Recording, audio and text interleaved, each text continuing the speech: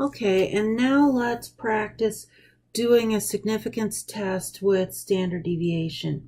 So this is problem number 11 on page 406 of the 13th edition. The Brazil vending machine dispenses coffee, and a random sample of 27 filled cups have contents with a mean of 7.14 ounces and a standard deviation of 0.17 ounces.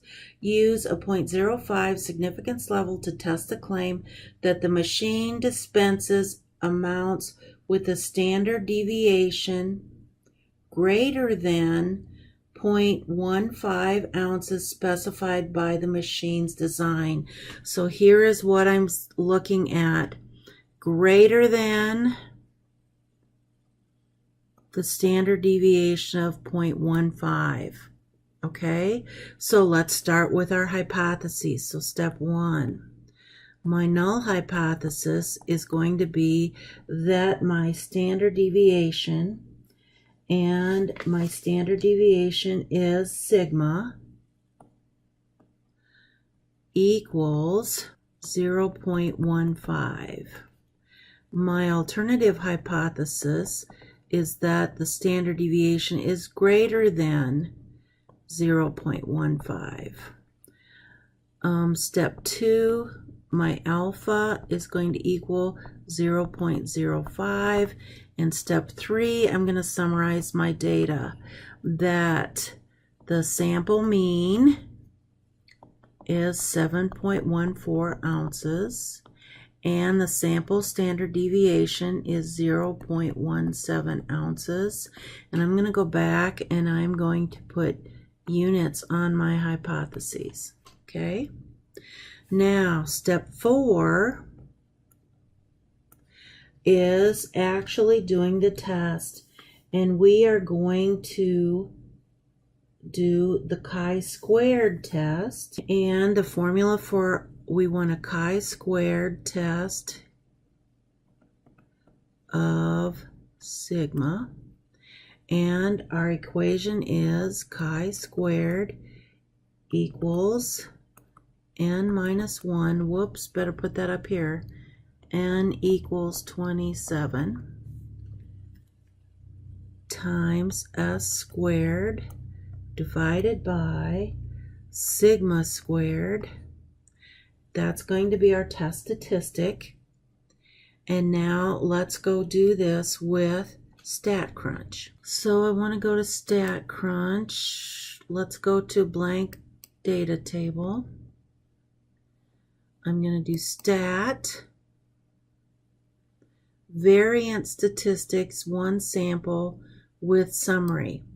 Now, notice what we have here. On StatCrunch, we're looking at the variance sigma squared both places. So we're going to have to square that sigma that we have in the standard deviation that we have in our problem. So the sample variance is going to be 0.17 squared, which is 0.0289.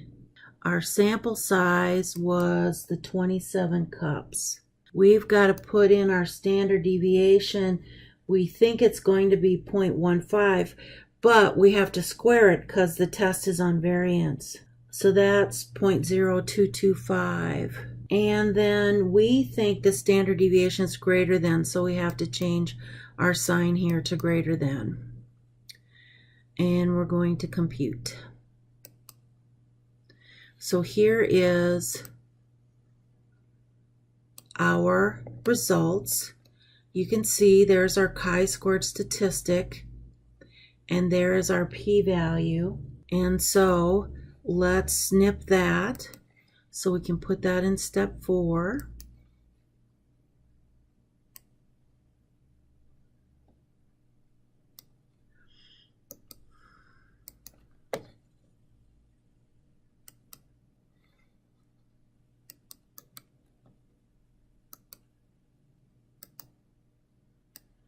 Move it over. I can read that, and I figure if I can read it, you can read it. So now let's look at this. We see that our p-value If it was less than alpha, we could reject our null hypothesis, but it's not. 0.15 is not less than 0.05, so therefore this is not statistically significant. Now, I always use the less than because when I start flipping these around, I can talk myself into what it should be and what it shouldn't be. So I always do p-value is less than alpha. If it is, I know I can reject. If it's not, I know I can't reject. So step 5 is fail to reject.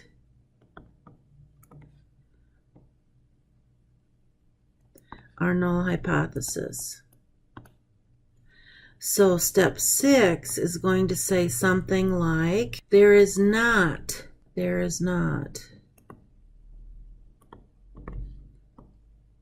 sufficient evidence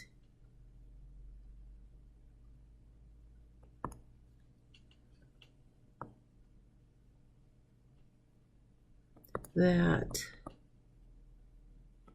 the standard deviation, and I'm going to do SD for standard deviation,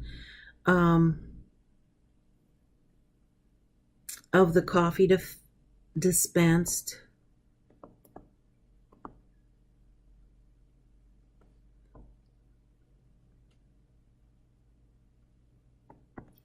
by the machine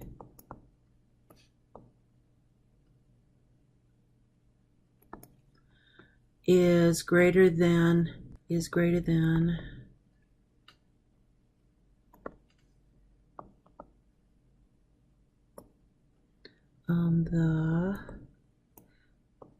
0.15 ounces as specified.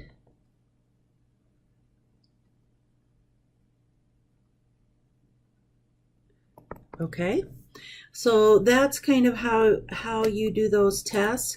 You saw these I've handwritten. You can also use the equation editor to type these things out. You can write them on your paper and scan them in to attach. And you can also, like I said, you could do this, copy it, paste it into a document, and upload it to Blackboard.